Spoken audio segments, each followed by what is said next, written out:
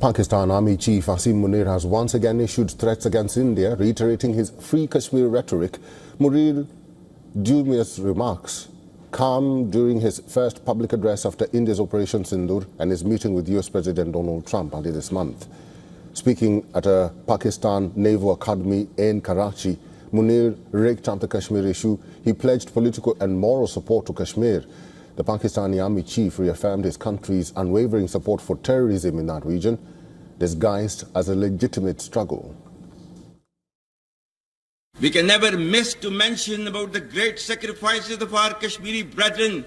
We stand firm with the Kashmiri people for their right of self-determination. What India tends to term as terrorism is in fact the legitimate struggle as per the international conventions. Those who endeavored to subdue the will of Kashmiri people and sought conflict elimination instead of resolution have made it more relevant and pronounced through their own actions.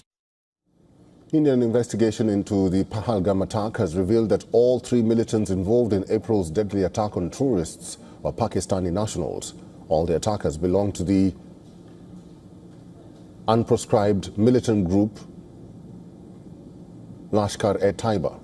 The headquarters of the terrorist group in Muridke was hit by India during Operation Sindoor.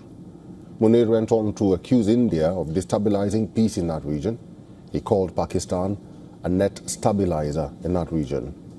Pakistani Army Chief called India's Operation Sindoor a strategic miscalculation that lacked foresight.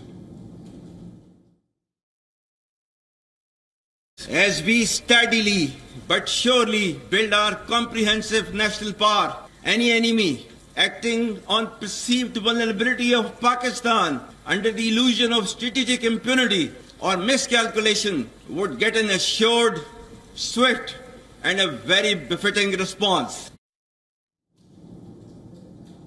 Well, the attackers belong to the United Nations proscribed militant group Lashkar-e-Taiba and not unproscribed. Excuse me for that.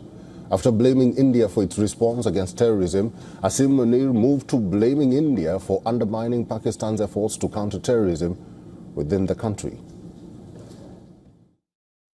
It is also no coincidence that India deliberately creates strategic distractions whenever Pakistan is close to decisively turning the tide against terrorism. Our adversities have only made us emerge stronger. We will take our fight against terrorism to its logical conclusion. From Balochistan to Khyber Pakhtunkhwa, Pakistan's homegrown separatist movements have turned violent in recent times. Pakistan Army Chief is facing nearly daily attacks in Balochistan and Khyber Pakhtunkhwa. On Saturday, at least 16 Pakistani soldiers were killed in a suicide blast and left more than 24 people injured in Khyber Pakhtunkhwa province.